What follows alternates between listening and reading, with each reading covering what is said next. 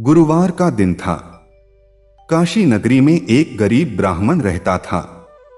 उसका नाम हरिदत्त था। वह प्रतिदिन प्रातःकाल गंगा स्नान करके भगवान की पूजा करता, पर उसके घर में हमेशा दरिद्रता छाई रहती। उसकी पत्नी कभी कभी दुखी होकर कहती, इतनी पूजा पाठ के बाद भी हमारे घर में सुख क्यों नहीं आता। हरिदत्त मुस्कुराकर बस इतना कहता, सब प्रभु की लीला है, विश्वास रखो। एक दिन गुरुवार को हरिदत्त गंगा तट से लौट रहा था। रास्ते में उसे एक वृद्ध साधु मिले। साधु के मुख पर अद्भुत तेज था। उन्होंने कहा, वत्स, तुम प्रतिदिन पूजा करते हो, पर क्या तुमने गुरुवार का व्रत विधि से किया है? हरिदत्त ने विनम्रता से कहा, महाराज, मुझे पूरी विधि ज्ञात नहीं। साधु बोले, गुरुवार को पीले वस्त्र धारण करो, घर में पीले पुष्प चढ़ाओ, चने की दाल और गुड़ का भोग लगाओ और सच्चे मन से श्रीहरि का स्मरण करो। देखना, तुम्हारे जीवन में परिवर्तन अवश्य होगा। यह कहकर साधु अंतर्ध्यान हो गए। हरिदत्त समझ गया कि यह स्वयं भगवान विष्णु की कृपा थी। अगले ही गुरुवार से हरिदत्त और उसकी पत्नी ने व्रत आरंभ किया। घर में चाहे अन्न कम था, पर उन्होंने थोड़ा सा चना और गुड़ बचाकर भोग लगाया। हरिदत्त ने सच्चे हृदय से ओम नमो भगवते वासुदेवाय का जप किया।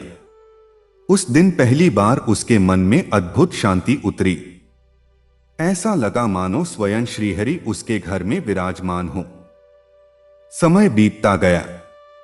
एक दिन नगर का राजा शिकार के लिए निकला। रास्ता भटककर वह उसी क्षेत्र में पहुंचा जहां हरिदत्त का घर था। राजा अत्यंत प्यासा और थका हुआ था। हरिदत्त ने उसे पहचान लिया, पर उसने राजा की सेवा एक साधारण अतिथि की तरह की। अपनी पत्नी से कहा, जो भी थोड़ा भोजन है, अतिथि को अर्पित करो। पत्नी ने बिना संकोच सब कुछ परोस दिया। राजा उनकी सेवा और विनम्रता से अत्यंत प्रसन्न हुआ। राजा ने पूछा, तुम इतने गरीब होकर भी इतने संतुष्ट कैसे हो? हरिदत्त ने उत्तर दिया, महाराज, जब से हमने गुरुवार को श्रीहरि का व्रत आरंभ किया है, हमारे मन में संतोष और विश्वास बढ़ गया है। यही हमारा सबसे बड़ा धन है। राजा ने यह सुना तो वह भाव विभोर हो उठा। उसने कहा, आज से तुम मेरे राजपुरोहित बनोगे। तुम्हारे जैसे सच्चे भक्त का सम्मान होना चाहिए। कुछ ही समय में हरिदत्त का जीवन बदल गया।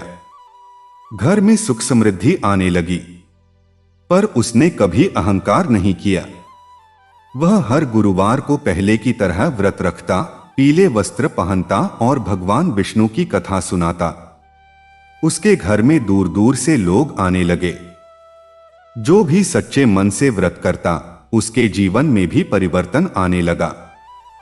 एक बार उसकी पत्नी ने पूछा, क्या यह सब हमारे व्रत का फल है? हरिदत्त ने कहा, यह केवल व्रत का नहीं, विश्वास और भक्ति का फल है।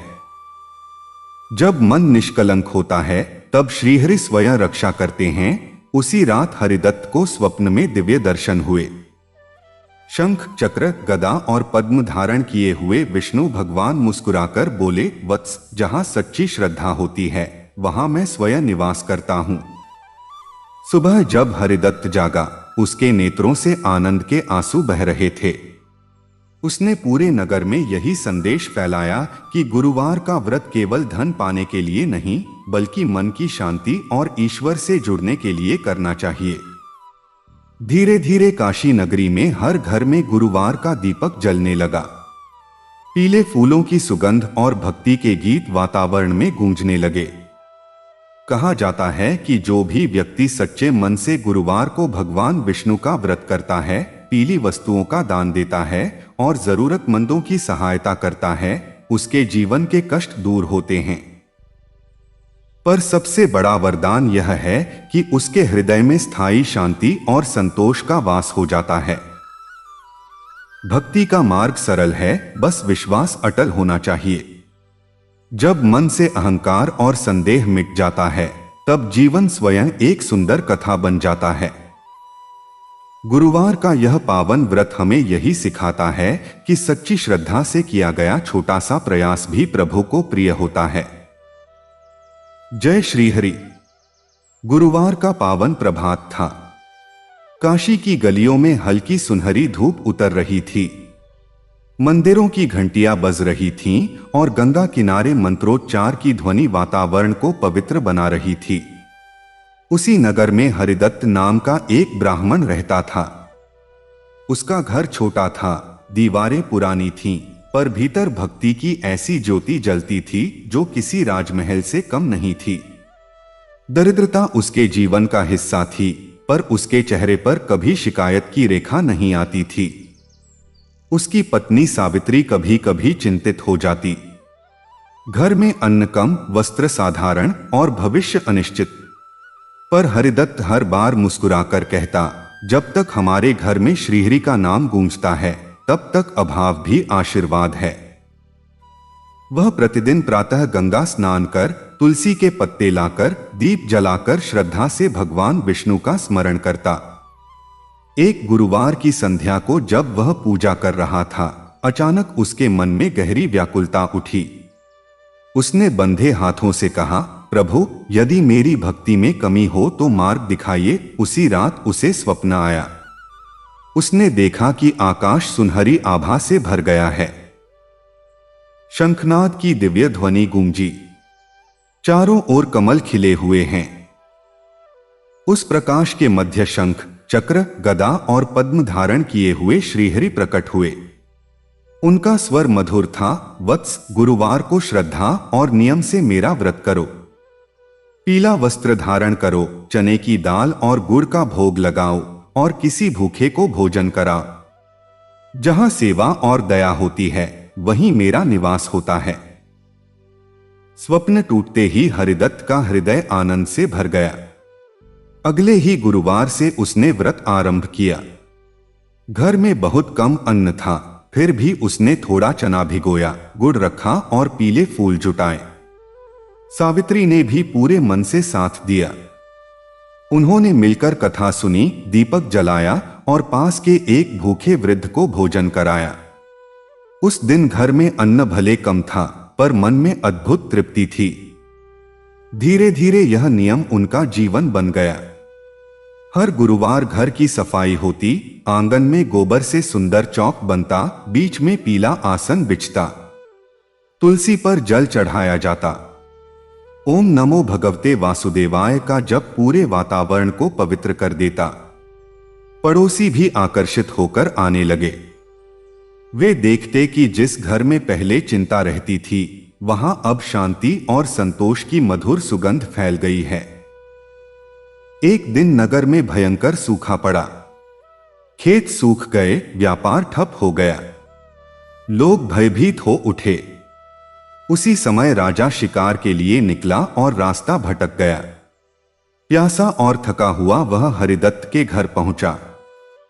हरिदत्त ने बिना पहचान पूछे उसे जल दिया, आसन दिया और जो थोड़ा भोजन था वह परोस दिया। राजा ने आश्चर्य से पूछा, तुम्हारे घर में स्वयं कमी है, फिर भी तुमने सब कुछ मुझे दे दिया। हरिदत्त ने शांत स्वर में कहा, अतिथि में ही नारायण का वास होता है। जो कुछ है वह उन्हीं का दिया है। राजा यह सुनकर भाव विभोर हो गया। उसने अपनी पहचान बताई और कहा, आज से तुम्हारे जीवन की चिंता मेरी है। उसने हरिदत्त को राजसभा में स्थान दिया। पर असली चमत्कार तो तब हुआ जब अगले ही सप्ताह वर्षा होने लगी। सूखी धरती हरियाली से ढक गई। लोगों ने कहा, यह उस भक्त की श्रद्धा का फल है। हरिदत्त ने विनम्रता से कहा, यह सब प्रभु की कृपा है, मैं तो केवल निमित्त हूं। समय बीतता गया। हरिदत्त का घर अब समृद्ध था, पर उसके नियम नहीं बदले। वह पहले की तरह साधारण वस्त्र पहनता, स्वयं पूजा करता और हर गुरुवार दान अवश्य देता। उसने नगर में एक छोटा मंदिर बनवाया जहां हर सप्ताह कथा और भजन होते। लोग दूर दूर से आने लगे। कई लोगों ने बताया कि व्रत रखने से उनके जीवन की बाधाएं दूर हुई, परिवार में शांति आई और मन का भय मिट गया। एक बार सावित्री ने पूछा, क्या प्रभु सच में हर गुरुवार हमारे घर आते हैं? हरिदत्त मुस्कुराया, जब भी हम किसी की सहायता करते हैं, जब भी मन से नाम लेते हैं, वही उनका आगमन है। उसी क्षण मंद समीर चली, दीपक की लौ तेज हुई और पूरे कक्ष में अद्भुत सुगंध फैल गई। दोनों ने अनुभव किया कि श्रीहरि की कृपा सदा उनके साथ है। कहते हैं, जो व्यक्ति गुरुवार को श्रद्धा से व्रत करता है, पीली वस्तुओं का दान देता है और सच्चे मन से भगवान विष्णु का स्मरण करता है, उसके जीवन के कष्ट धीरे धीरे मिटने लगते हैं। पर सबसे बड़ा वरदान धन नहीं, बल्कि वह अटल विश्वास है जो हर परिस्थिति में मन को स्थिर रखता है। गुरुवार हमें सिखाता है कि सच्ची समृद्धि बाहर नहीं, भीतर है। जब मन में भक्ति की ज्योति जलती है, तब अंधकार कितना भी गहरा क्यों न हो, प्रकाश अवश्य फैलता है। श्रद्धा, सेवा और संतोष, यही 3 दीपक यदि जीवन में जलें, तो हर दिन गुरुवार बन सकता है। जो भी यह कथा श्रद्धा से पढ़े या सुने, उसके जीवन में शांति, सुख और श्रीहरि की कृपा सदा बनी रहे। जय श्रीहरि, जय विष्णु भगवान। गुरुवार की भोर थी। पूर्व दिशा में हल्की सुनहरी आभा फैल रही थी, जैसे स्वयं आकाश ने पीला चंदन लगा लिया हो। काशी की गलियों में मंदिरों की घंटियां गूंज रही थीं, गंगा तट पर आरती की लौ लहरा रही थी और वातावरण में नारायण नारायण की ध्वनि तैर रही थी। उसी पवित्र नगर में हरिदत्त और उसकी पत्नी सावित्री का छोटा सा घर था। मिट्टी की दीवारें, खपरेल की छत और आंगन में तुलसी का चौरा। अभाव बहुत थे, पर आस्था अटूट थी। हरिदत्त का नियम था कि वह सूर्योदय से पहले उठकर गंगा स्नान करे, पीले फूल चुनकर लाए और दीप जलाकर श्रद्धा से भगवान विष्णु का स्मरण करे। वह तुलसी दल अर्पित करता, शंख की ध्वनि करता और मंत्र जपते हुए कहता, हे पालनहार, मेरे घर में चाहे अन्न कम हो, पर आपकी कृपा कभी कम न हो। सावित्री भी चुपचाप साथ बैठती, उसकी आंखों में विश्वास और कहीं कहीं चिंता की हल्की छाया होती। एक समय ऐसा आया जब नगर में विपत्ति छा गई। वर्षा रुकी, व्यापार ठहर गया और लोगों के घरों में चिंता का अंधेरा भरने लगा। हरिदत्त के घर की स्थिति भी कठिन हो गई। कई दिन ऐसे गुजरे जब भोजन बहुत अल्प था। एक रात सावित्री ने आंसू भरे स्वर में कहा, क्या हमारी भक्ति व्यर्थ है? क्यों हर परीक्षा हमारे हिस्से में आती है? हरिदत्त ने शांत भाव से उत्तर दिया, परीक्षा ही विश्वास को दृढ़ करती है। गुरुवार निकट है, हम व्रत और श्रद्धा से पूजा करेंगे। उस गुरुवार घर में केवल थोड़ी सी चने की दाल और थोड़ा सा गुड़ बचा था। फिर भी सावित्री ने आंगन लीपा, पीला आसन बिछाया, दीपक में घी डाला और दोनों ने मिलकर कथा सुनी। हरिदत्त ने प्रण किया कि जब तक संकट दूर न हो, वह हर गुरुवार एक जरूरतमंद को भोजन अवश्य कराएगा, चाहे स्वयं आधा पेट ही क्यों न खाए। उसी समय द्वार पर दस्तक हुई। एक वृद्ध ब्राह्मण खड़ा था, कृशकाय, थका हुआ, आंखों में करुणा। हरिदत्त ने उसे भीतर बुलाया, चरण धोए और वही अल्प भोजन उसके आगे रख दिया। वृद्ध ने भोजन करते समय पूछा, वत्स, तुम्हारे घर में तो बहुत साधन नहीं दिखते, फिर भी तुमने सब मुझे दे दिया। हरिदत्त ने मुस्कुराकर कहा, अतिथि में नारायण का वास है, जो भी है उन्हीं का है। वृद्ध ने संतोष से भोजन किया, आशीर्वाद दिया और जाते जाते कहा, तुम्हारे घर की यह लौ कभी नहीं बुझेगी। सावित्री ने देखा, जाते हुए वृद्ध के चरणों के नीचे जैसे कमल की आकृति उभर आई हो। उसके मन में अद्भुत कंपन हुआ। अगले ही सप्ताह नगर में एक अनोखी घटना हुई। दूर प्रदेश से व्यापारी आए, जिन्होंने काशी में व्यापार आरंभ किया। उन्हें एक ईमानदार और विद्वान व्यक्ति की आवश्यकता थी। नगर के लोगों ने हरिदत्त का नाम सुझाया। व्यापारियों ने जब उसकी सादगी, ज्ञान और सत्यनिष्ठा देखी तो उसे सम्मानपूर्वक कार्य सौंपा। धीरे धीरे घर की आर्थिक स्थिति सुधरने लगी। पर आश्चर्य यह था कि समृद्धि आने पर भी हरिदत्त का नियम नहीं बदला। वह पहले की तरह साधारण भोजन करता, गुरुवार का व्रत रखता और दान देता। समय बीता। 1 वर्ष बाद वही गुरुवार आया जब नगर में विशाल यज्ञ का आयोजन हुआ। हरिदत्त को कथा सुनाने के लिए बुलाया गया। उसने कहा, गुरुवार केवल धन पाने का उपाय नहीं, यह मन को विनम्र और कृतज्ञ बनाने का दिन है। जब हम पीला वस्त्र धारण करते हैं तो यह स्मरण करते हैं कि जीवन में प्रकाश और आशा बनाए रखनी है। जब चने की दाल और गुड़ का भोग लगाते हैं तो यह प्रतीक है कि साधारण वस्तु भी प्रेम से अर्पित हो तो अमूल्य बन जाती है। कथा के बाद एक वृद्धा आगे आई। उसने कहा, मैंने भी आपके कहने पर व्रत रखा, मेरे घर का कलह शांत हो गया। एक किसान बोला, मेरे खेत में वर्षा हुई। एक युवक बोला, मेरे मन का भय दूर हुआ। हरिदत्त ने हाथ जोड़कर कहा, यह सब मेरी नहीं, श्रीहरि की कृपा है। जब मन सच्चा हो तो कृपा स्वयं मार्ग खोज लेती है। उसी रात हरिदत्त को फिर स्वप्न हुआ।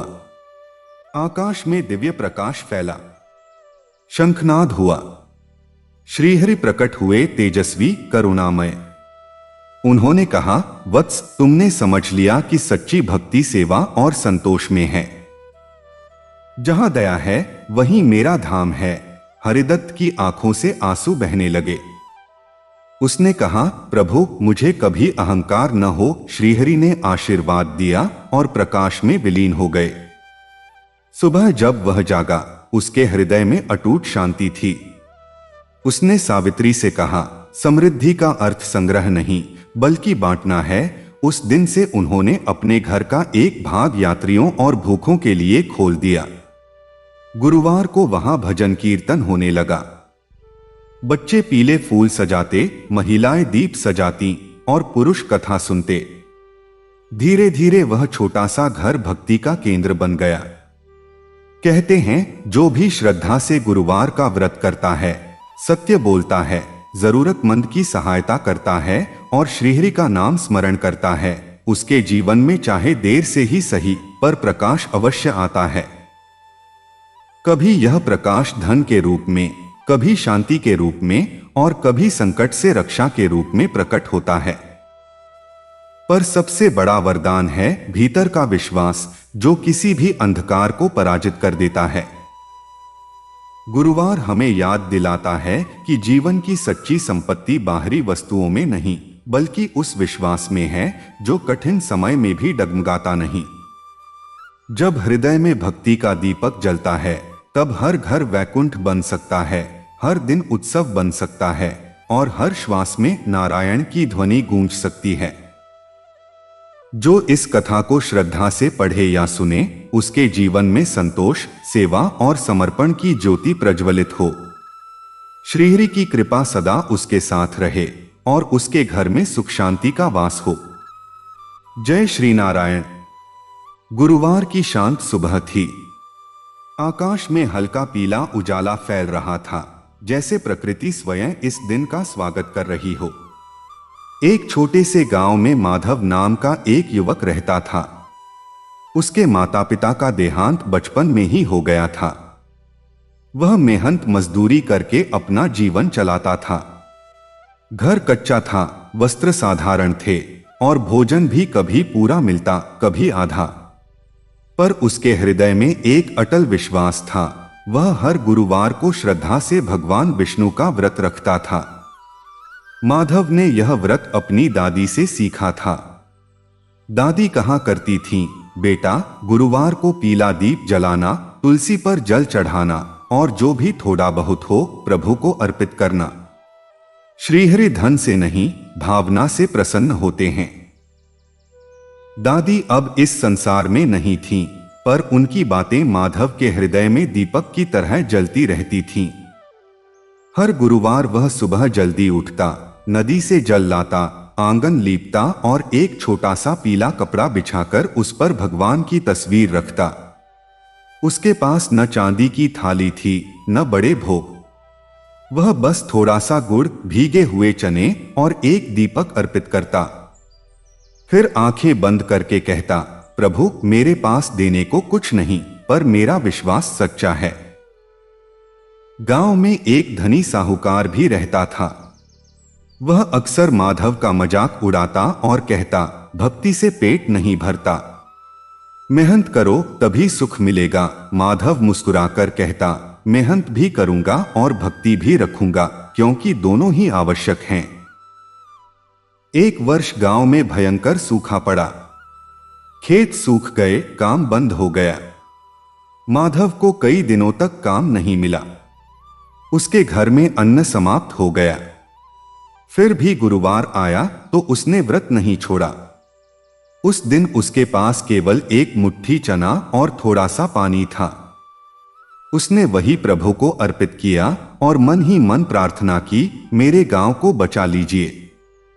उसी दिन दोपहर में एक अजनबी यात्री गांव में आया। वह थका हुआ था और बहुत भूखा दिख रहा था। वह माधव के घर के पास आकर बैठ गया।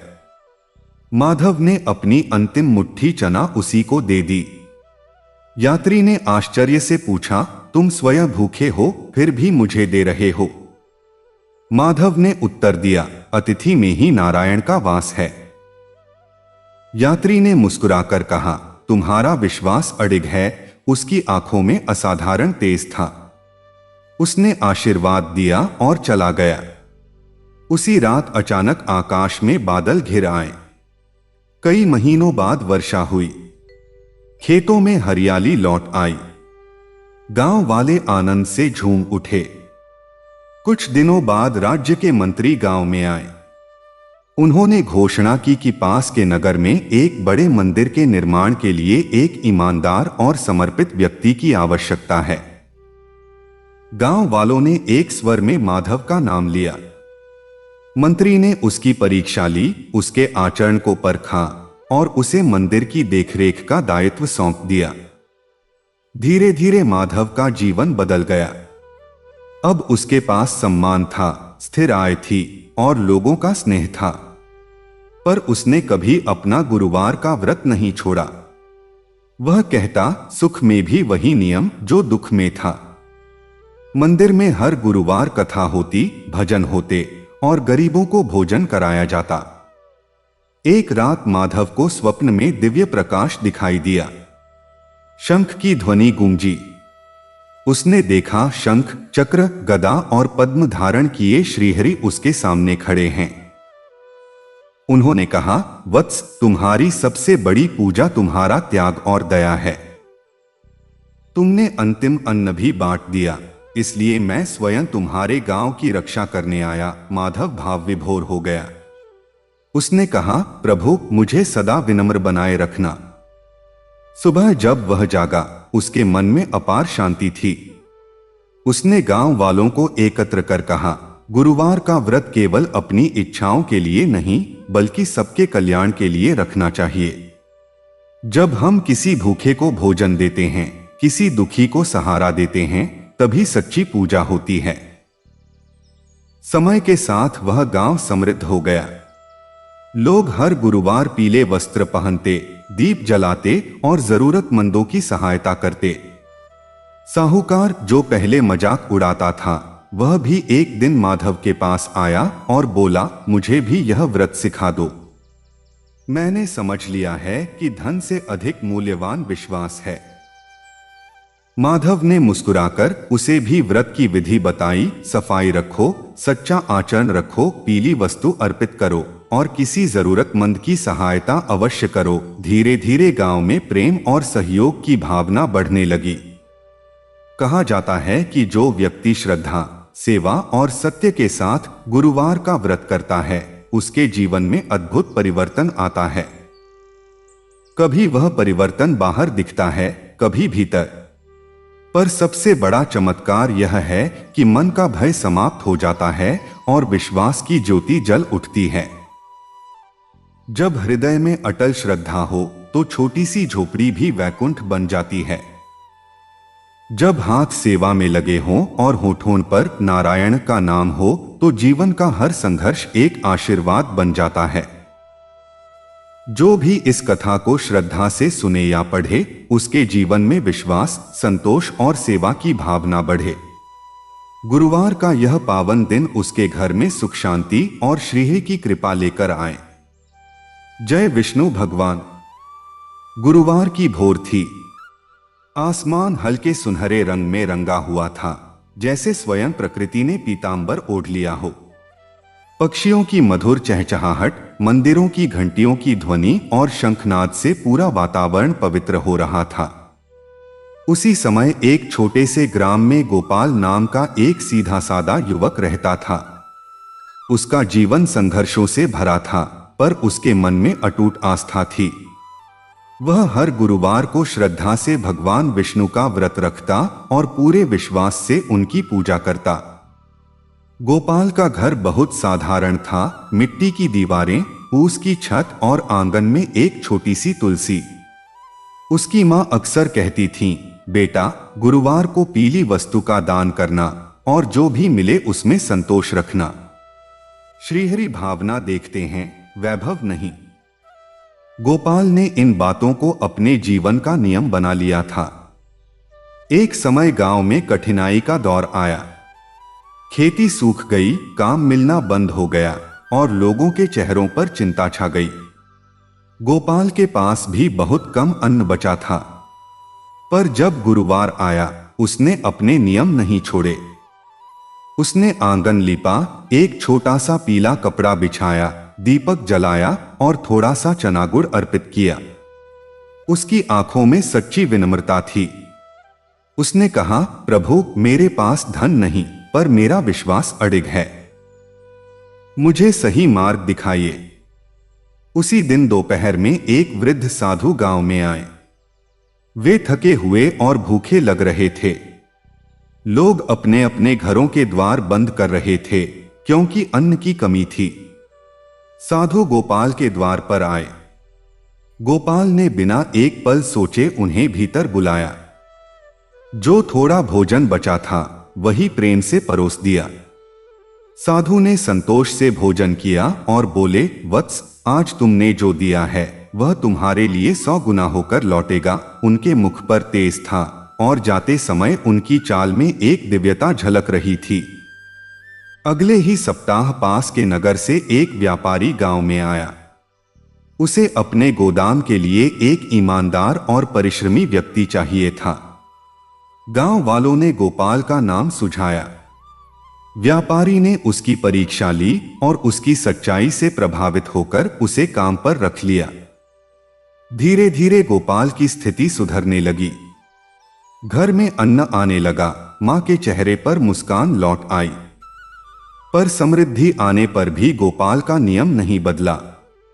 वह पहले की तरह हर गुरुवार व्रत रखता, पीले वस्त्र पहनता और गरीबों को भोजन कराता। उसने अपनी आय का एक भाग दान के लिए अलग रखना शुरू किया। वह कहता, यह सब प्रभु की देन है, इसमें मेरा क्या।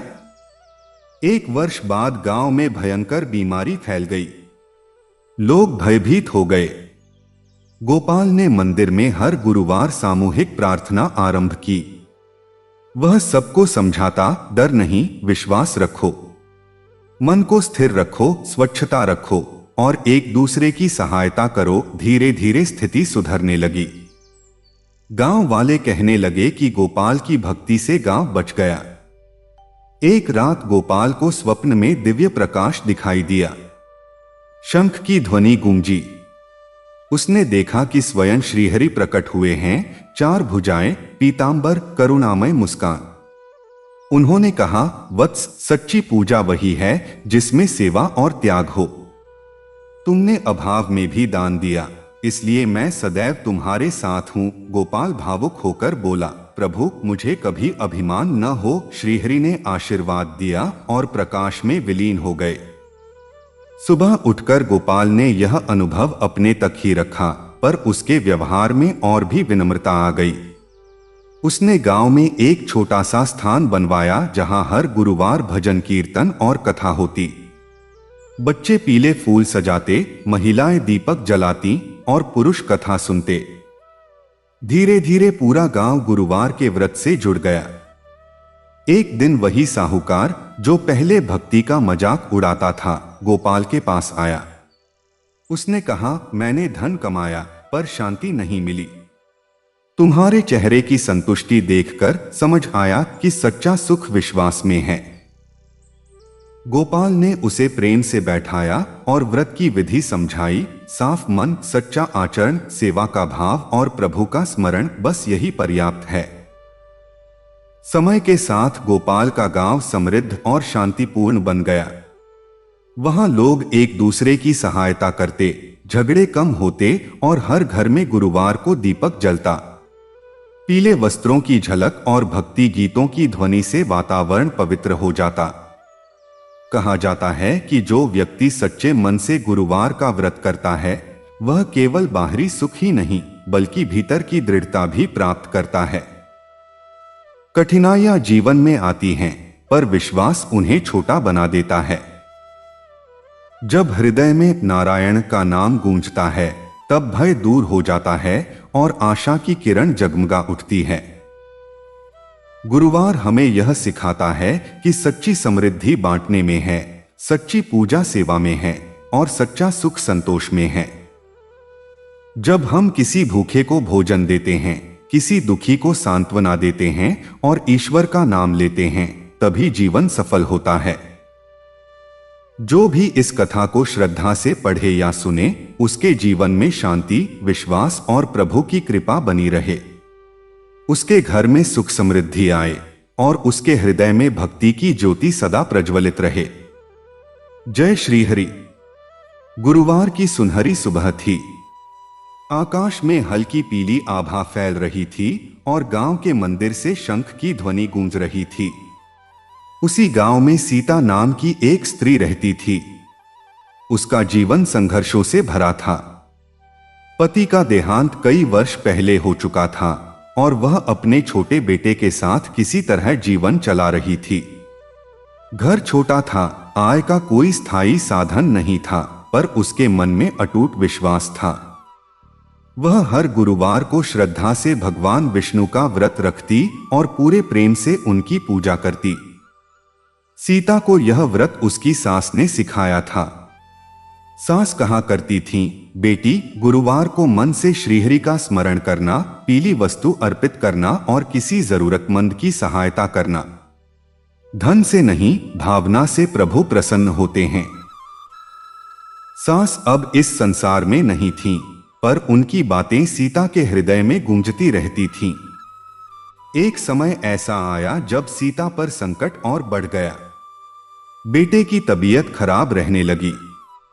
घर में दवा के पैसे नहीं थे। कई रातें उसने जागकर काटी, आंखों में आंसू और होठों पर प्रार्थना। फिर भी जब गुरुवार आया, उसने अपना व्रत नहीं छोड़ा। उसने घर साफ किया, आंगन में पानी छिड़का, एक छोटी सी थाली में हल्दी से स्वस्तिक बनाया और दीपक जलाया। उसके पास केवल थोड़ा सा बेसन और गुड़ था।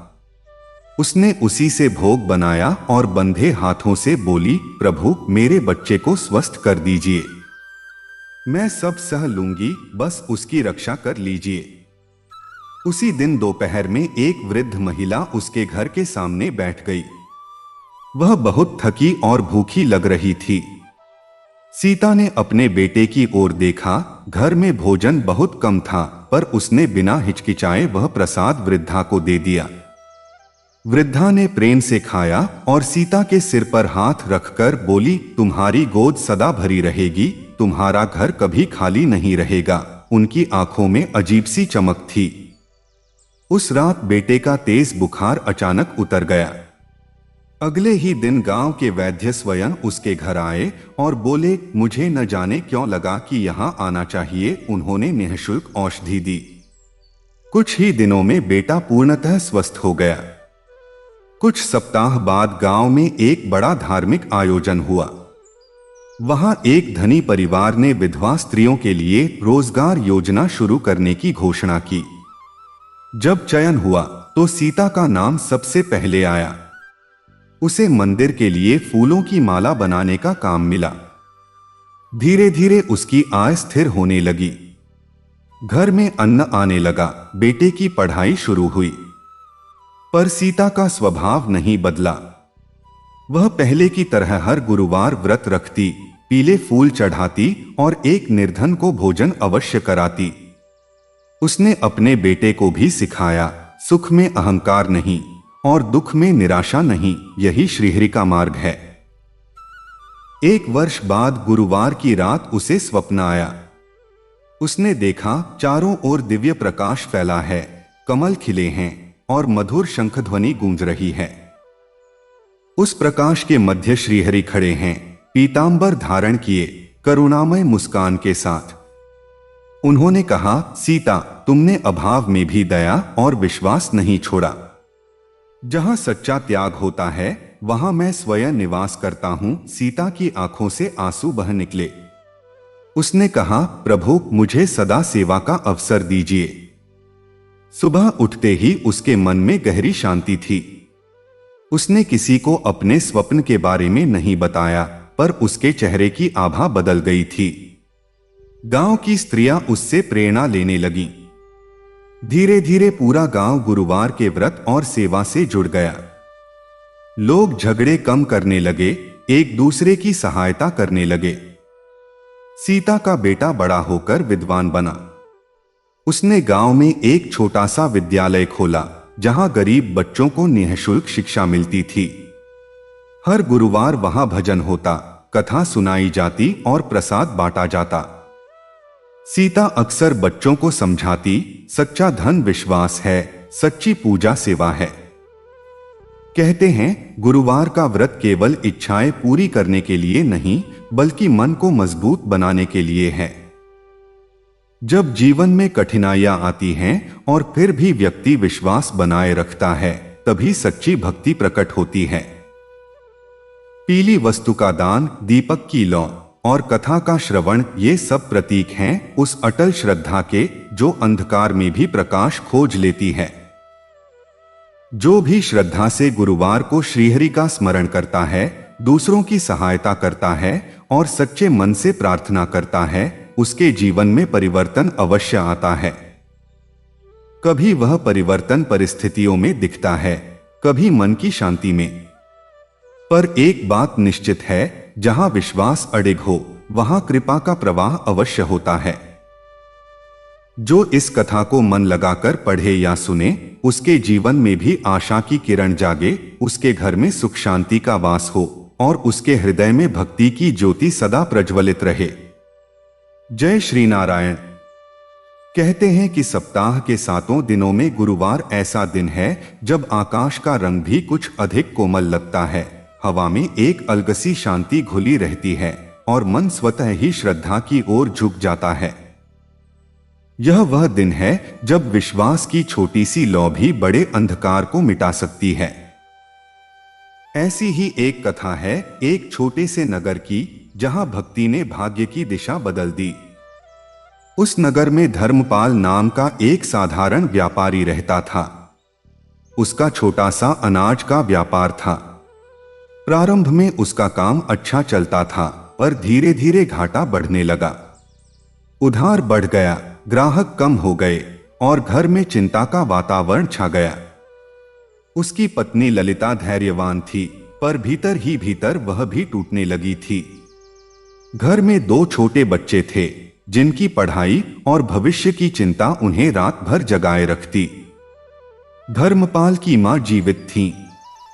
वे अत्यंत धार्मिक थीं और हर गुरुवार श्रद्धा से भगवान विष्णु का व्रत रखती थीं।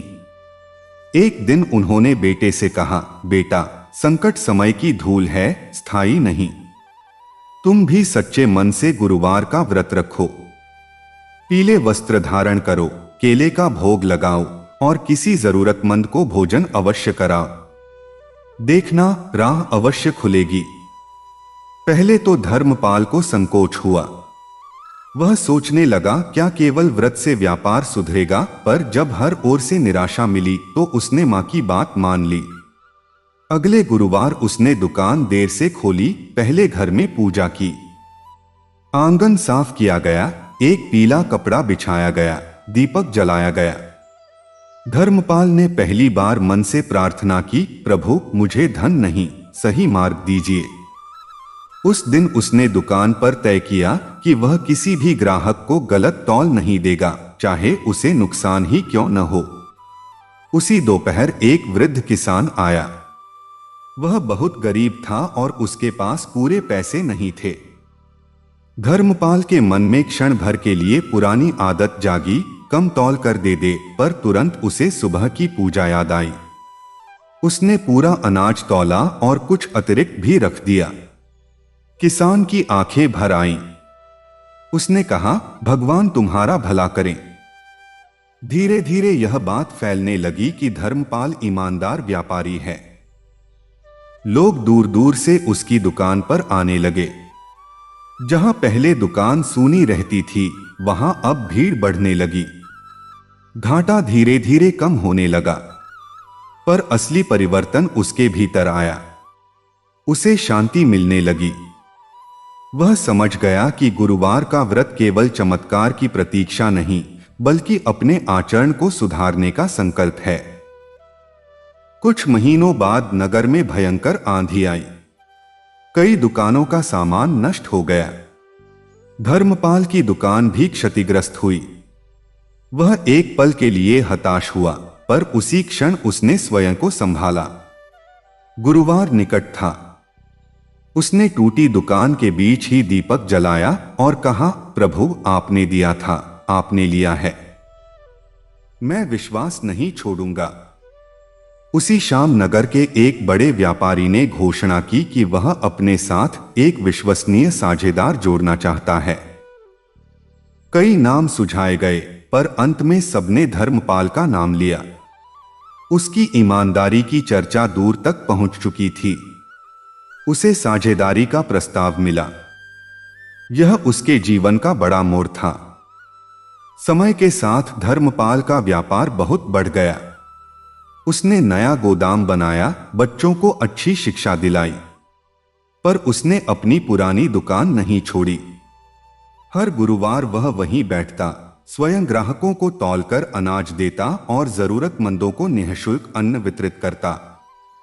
एक रात उसने स्वप्न देखा।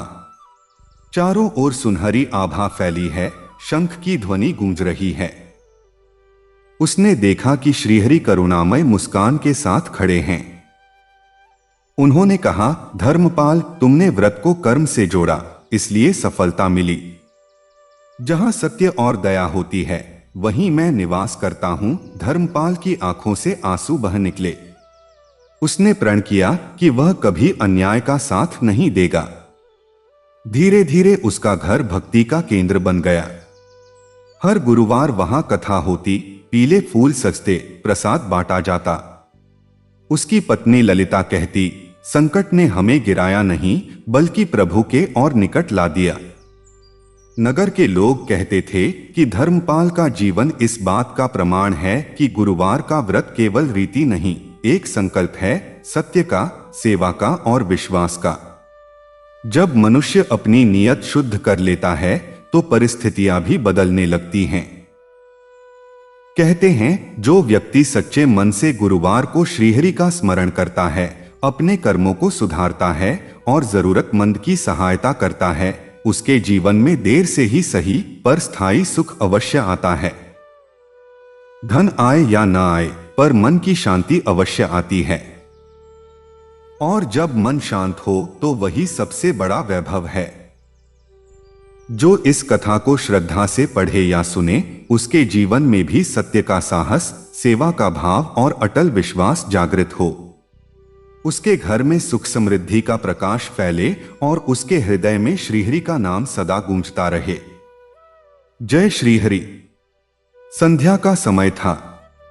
आकाश पर हल्की सुनहरी लाली छाई हुई थी और मंदिरों से आती आरती की ध्वनि वातावरण को पवित्र बना रही थी। नगर के बीचों बीच एक पुराना पीपल का वृक्ष था, जिसके पास एक छोटा सा विष्णु मंदिर बना था। वहां हर गुरुवार दीप जलते, पीले फूल चढ़ते और भक्ति की धारा बहती। उसी नगर में एक युवती रहती थी, उसका नाम था आराध्या। आराध्या का जीवन सरल नहीं था। पिता बीमार रहते थे, घर की जिम्मेदारी उसी के कंधों पर थी। वह सिलाई का काम करके घर चलाती थी। कभी काम अधिक मिलता, कभी कई दिन खाली बैठना पड़ता।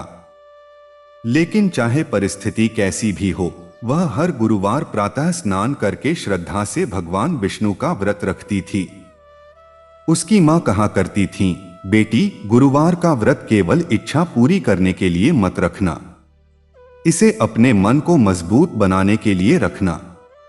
जब मन डगमगाए तब श्रीहरि का नाम संभाल लेता है। यही बात आराध्या के जीवन का आधार बन गई। एक बार नगर में बड़ा संकट आया। काम धंधा मंदा पड़ गया। जिन घरों से उसे सिलाई मिलती थी, वहां से भी काम आना बंद हो गया। घर में राशन कम होता जा रहा था।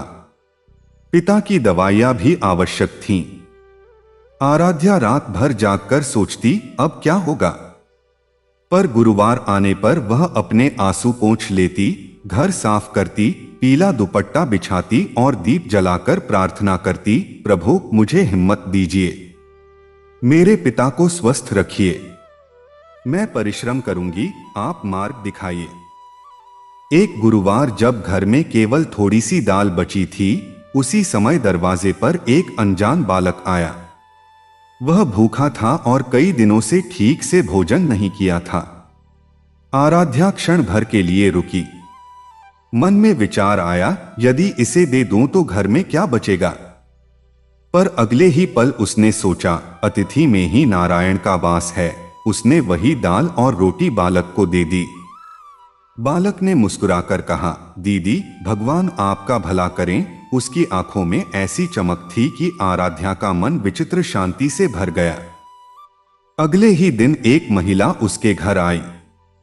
उसने कहा कि वह शहर में एक नए वस्त्र भंडार का कार्य प्रारंभ कर रही है और उसे कुशल सिलाई करने वाली की आवश्यकता है। किसी ने आराध्या का नाम सुझाया था। महिला ने उसका काम देखा और तुरंत उसे नियमित काम दे दिया। अब उसे हर महीने स्थिर आय मिलने लगी। घर की स्थिति धीरे धीरे सुधरने लगी। लेकिन आराध्या का स्वभाव नहीं बदला। उसने न तो व्रत छोड़ा, न दान देना। हर गुरुवार वह मंदिर जाकर पीले फूल चढ़ाती, प्रसाद बांटती और किसी जरूरतमंद की सहायता करती। उसने अपने कमाए धन में से एक भाग अलग रख लिया, जिससे वह गरीब बच्चों के लिए किताबें खरीदती। समय बीतता गया। उसके पिता की तबीयत भी सुधरने लगी। एक रात आराध्या ने स्वप्न देखा, मंदिर में दीपों की पंक्ति जगमगा रही है, शंख की मधुर ध्वनि गूंज रही है। उसने देखा कि पीतांबर धारण किए, करुणामय मुस्कान के साथ श्रीहरि उसके सामने खड़े हैं। उन्होंने कहा, बेटी, तुम्हारी सबसे बड़ी पूजा तुम्हारा विश्वास है। तुमने अभाव में भी दया नहीं छोड़ी, इसलिए मैं सदैव तुम्हारे साथ हूं। आराध्या की आंखों से आनंद के आंसू बह निकले। उसने बंधे हाथों से कहा, प्रभु मुझे सदा विनम्र और सेवाभाव से भरपूर रखना। सुबह जब वह जागी, उसके भीतर एक नया उत्साह था। उसने तय किया कि वह अपने जैसे संघर्ष कर रहे लोगों की सहायता करेगी। धीरे धीरे उसने 2 और लड़कियों को सिलाई सिखाई ताकि वे भी आत्मनिर्भर बन सकें। गुरुवार को वह सबको साथ लेकर मंदिर जाती, कथा सुनती और भजन गाती। नगर में लोग कहते थे कि आराध्या के घर में लक्ष्मी का वास है, पर वह मुस्कुराकर कहती, यह सब प्रभु की कृपा है। मैंने केवल विश्वास नहीं छोड़ा। उसकी कहानी सुनकर कई लोग प्रेरित हुए। उन्होंने भी गुरुवार का व्रत आरंभ किया, पर केवल धन के लिए नहीं, अपने मन को स्थिर और पवित्र बनाने के लिए। कहते हैं, जब मनुष्य कठिन समय में भी विश्वास बनाए रखता है, तो वही विश्वास उसके लिए सेतु बन जाता है। गुरुवार का दिन हमें यह सिखाता है कि भक्ति केवल शब्द नहीं, व्यवहार है। जब हम किसी भूखे को भोजन देते हैं, किसी दुखी को सहारा देते हैं और सत्य का मार्ग चुनते हैं, तब ईश्वर की कृपा हमारे जीवन में उतरती है। आराध्या का जीवन इस बात का प्रमाण बन गया कि सच्ची श्रद्धा कभी व्यर्थ नहीं जाती। कभी परिणाम तुरंत दिखते हैं, कभी समय लेता है, पर विश्वास का बीज अंततः फल अवश्य देता है।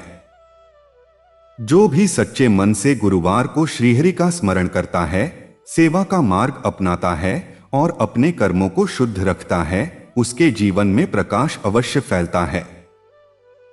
घर छोटा हो सकता है, साधन कम हो सकते हैं, पर यदि हृदय में भक्ति की ज्योति जलती हो तो वही सबसे बड़ा वैभव है। आपके जीवन में भी ऐसा ही अटूट विश्वास जागृत हो, आपके घर में शांति और संतोष का वास हो और आपके हृदय में श्रीहरि का नाम सदा गूंजता रहे। जय श्री नारायण। भोर का समय था। पूर्व दिशा में हल्की सुनहरी रेखा उभर रही थी, जैसे आकाश स्वयं पीतांबर धारण कर रहा हो। हवा में ठंडक थी, पर मंदिर की घंटियों और शंखनाद की ध्वनि से वातावरण में एक अद्भुत ऊष्मा भर रही थी। गांव के किनारे एक छोटी सी कुटिया थी, जहां रामकिशोर नाम का एक युवक अपनी बूढ़ी मां के साथ रहता था। जीवन साधारण था, साधन सीमित थे, पर मन में श्रद्धा असीम थी। वह हर गुरुवार प्रातः उठकर स्नान करता, आंगन लीपता और पूरे विश्वास से भगवान विष्णु का व्रत रखता। रामकिशोर बचपन से ही कठिनाइयों में पला था। पिता का देहांत जल्दी हो गया था। खेत थोड़ा सा था, जो वर्षा पर निर्भर था। कभी फसल अच्छी होती तो कभी सूख जाती। गांव में कई लोग उसे समझाते, इतनी पूजा से क्या होगा, काम पर ध्यान दो। वह मुस्कुरा देता और कहता, काम भी करूंगा, पूजा भी करूंगा। दोनों साथ चलें तो जीवन संतुलित रहता है। एक वर्ष भयंकर सूखा पड़ा। बादल आते पर बरसते नहीं। खेतों की मिट्टी फट गई। पशु कमजोर होने लगे। गांव में चिंता फैल गई। रामकिशोर के घर में भी अन्न कम पड़ने लगा। उसकी मां ने एक दिन कहा, बेटा, इस बार व्रत मत रखना, पहले पेट भरना जरूरी है। रामकिशोर ने विनम्रता से उत्तर दिया, मां, व्रत भूखे रहने का नाम नहीं, विश्वास बनाए रखने का नाम है। मैं नियम नहीं छोड़ूंगा। गुरुवार आया। घर में बस थोड़ी सी चने की दाल और थोड़ा सा आटा था। रामकिशोर ने वही प्रभु को अर्पित किया। दीपक जलाया, तुलसी पर जल चढ़ाया और आंखें बंद करके बोला, प्रभु, यह गांव आपका है, हम सब आपके बच्चे हैं। हमारी परीक्षा लंबी हो गई है, अब कृपा कीजिए। उसी समय द्वार पर दस्तक हुई। एक अजनबी यात्री खड़ा था, धूल से भरा, थका हुआ, प्यासा। रामकिशोर ने बिना देर किए उसे भीतर बुलाया। मां ने धीमे स्वर में कहा, बेटा, घर में बहुत कम है। उसने मुस्कुराकर कहा, जो है वही पर्याप्त है। उसने वही दाल और रोटी अतिथि को परोस दी। यात्री ने संतोष से भोजन किया और जाते जाते कहा, तुम्हारा विश्वास इस सूखे को भी हराएगा। उस रात अचानक आकाश में बादल घिर आए। तेज गर्जना हुई और फिर मूसलाधार वर्षा शुरू हो गई। गांव वाले खुशी से झूम उठे। खेतों में पानी भर गया। कई महीनों की प्रतीक्षा समाप्त हुई। लोग कहने लगे, यह किसी सच्चे भक्त की पुकार का फल है। फसल अच्छी हुई। रामकिशोर के खेत में इस बार उम्मीद से अधिक उपज हुई। उसने सबसे पहले अनाज का एक हिस्सा मंदिर में दान किया और एक हिस्सा गरीब परिवारों में बांट दिया। उसकी मां ने कहा, अब तो हमारे पास भी थोड़ा जमा कर लें। रामकिशोर बोला, मां, जो बांटता है वही पाता है। कुछ समय बाद पास के नगर से एक विद्वान पंडित गांव आए। उन्होंने देखा कि यहाँ के लोग गुरुवार को एकत्र होकर भजन करते हैं। उन्होंने पूछा, यह परंपरा किसने शुरू की? लोगों ने रामकिशोर की ओर इशारा किया। पंडित ने उसकी भक्ति और विनम्रता देखकर कहा, सच्चा भक्त वही है जो अपने सुख में भी दूसरों का दुख देखे। धीरे धीरे गांव में बदलाव आने लगा। लोग आपस के झगड़े भूलने लगे। हर गुरुवार मंदिर में सामूहिक प्रार्थना होती। बच्चे पीले फूल सजाते, महिलाएं प्रसाद बनाती, पुरुष मिलकर सफाई करते। रामकिशोर हमेशा सबसे पीछे बैठता, कभी आगे आकर श्रेय नहीं लेता। एक रात उसे स्वप्न आया। उसने देखा चारों ओर प्रकाश है, कमल खिले हैं, शंख की मधुर ध्वनि गूंज रही है। उस दिव्य प्रकाश के मध्य श्रीहरि प्रकट हुए। उनके चेहरे पर करुणा थी। उन्होंने कहा, वत्स, तुमने व्रत को कर्म से जोड़ा, इसलिए कृपा बरसी।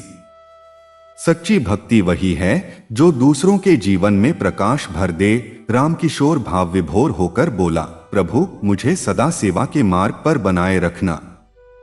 सुबह जब वह जागा, उसके भीतर अजीब सी शांति थी। उसने मां के चरण छुए और खेत की ओर चल पड़ा। अब उसका हर कार्य पूजा बन चुका था। हल चलाना भी, बीज बोना भी और अन्न बांटना भी। समय के साथ उसका गांव समृद्ध और शांतिपूर्ण बन गया। लोग दूर दूर से यह देखने आने लगे कि यहां ऐसा क्या है जो सबको जोड़ता है। उत्तर सरल था, विश्वास, सेवा और सत्य। गुरुवार केवल एक दिन नहीं रहा, बल्कि जीवन का मार्ग बन गया।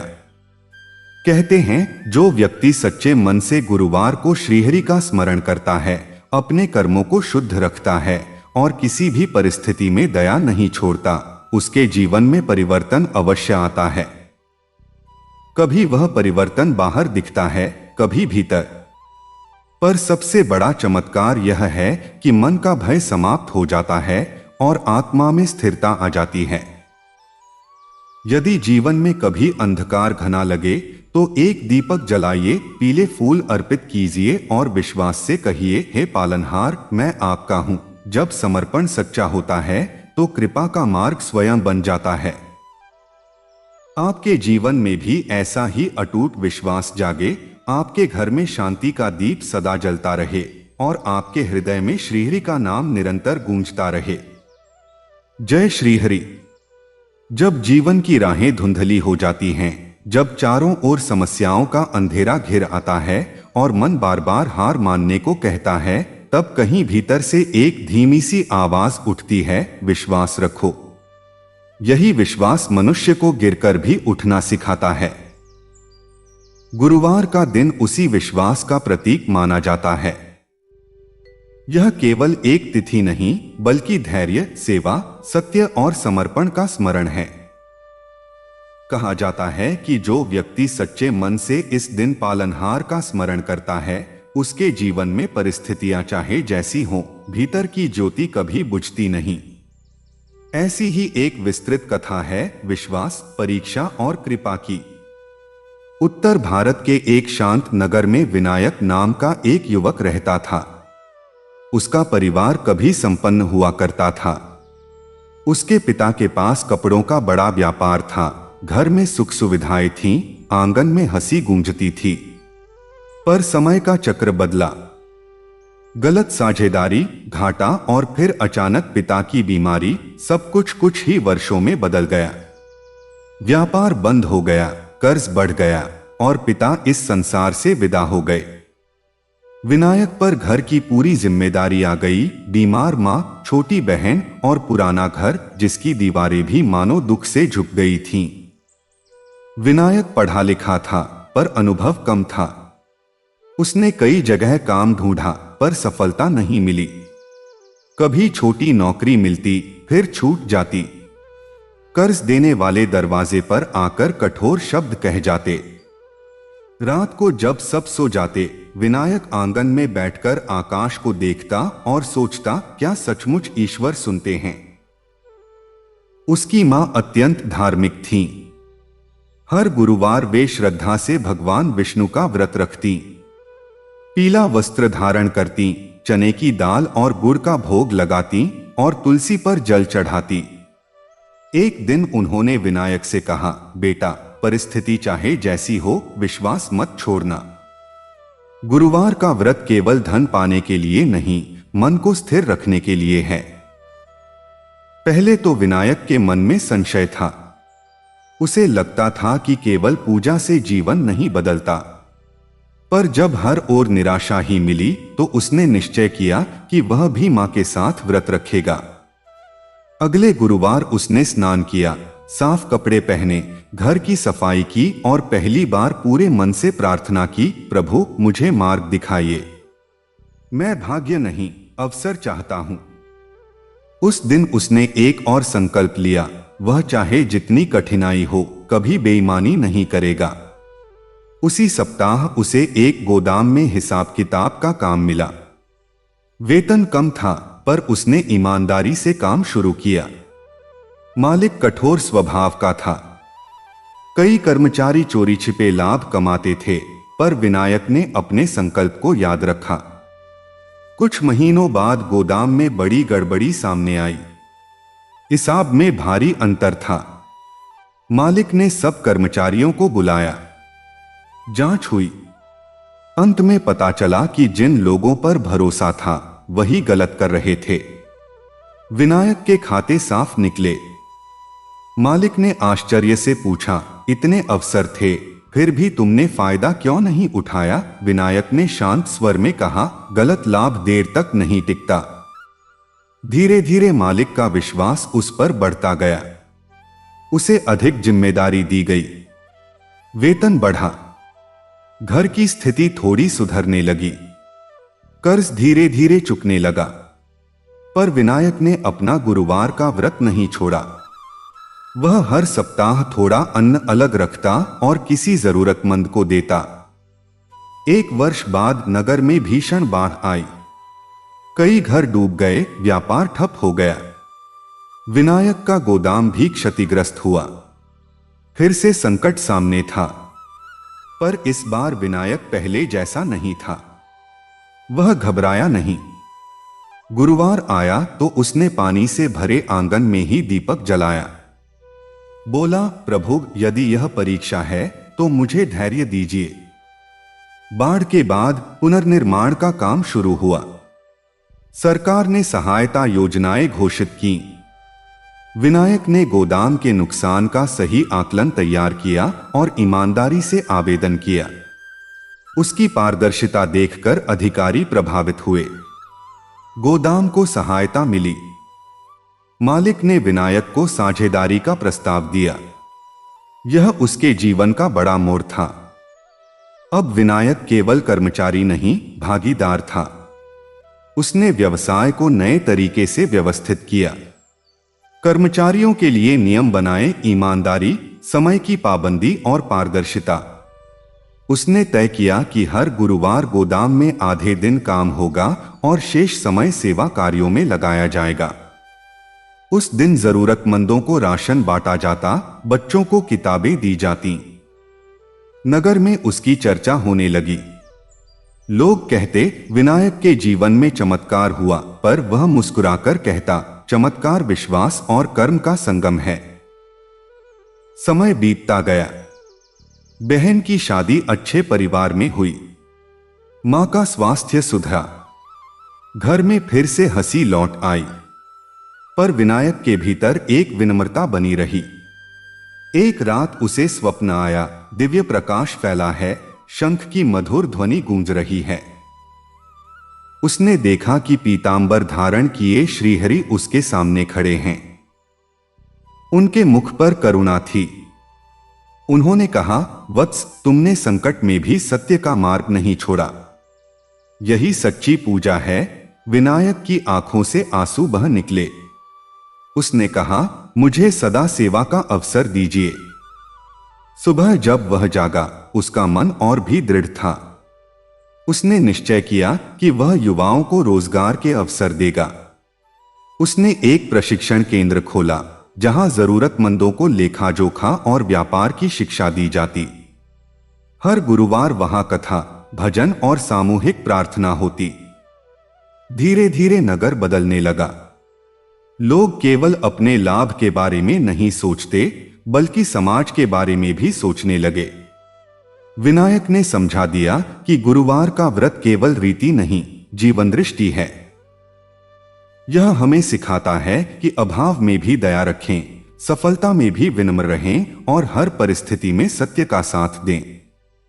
कभी कभी रात को वह फिर आकाश की ओर देखता, पर अब उसके प्रश्न बदल चुके थे। पहले वह पूछता था क्यों, अब वह कहता था धन्यवाद। जीवन में समस्याएं आती रहीं, व्यापार में उतार चढ़ाव हुए, स्वास्थ्य की छोटी मोटी परेशानियां भी आईं, पर एक बात स्थिर रही, विश्वास। गुरुवार का दीपक कभी नहीं बुझा। वह दीपक केवल मिट्टी का नहीं था, वह उसके भीतर की आस्था का प्रतीक था।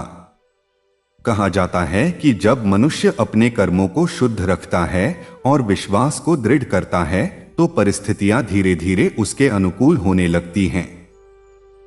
गुरुवार हमें याद दिलाता है कि सच्ची समृद्धि केवल धन में नहीं बल्कि मन की शांति में है। जब भीतर संतुलन हो तो बाहर की आंधियां भी अधिक देर तक टिक नहीं पाती। विनायक की कथा नगर में पीढ़ियों तक सुनाई जाती रही। लोग अपने बच्चों को बताते, संकट आए तो घबराना नहीं। दीपक जलाना, प्रार्थना करना और सही मार्ग चुनना, यही उस कथा का सार था। यदि जीवन में कभी अंधेरा अधिक लगे तो विश्वास का एक दीप अवश्य जलाइए, सेवा का एक कदम बढ़ाइए, सत्य का साथ दीजिए। समय चाहे कितना भी कठोर क्यों न हो, अंततः धैर्य और श्रद्धा ही विजय दिलाते हैं। आपके जीवन में भी अटल विश्वास की ज्योति जले, आपके कर्म उज्जवल हों और आपके घर में शांति, संतोष और कृपा का प्रकाश सदा बना रहे। जय श्री हरि।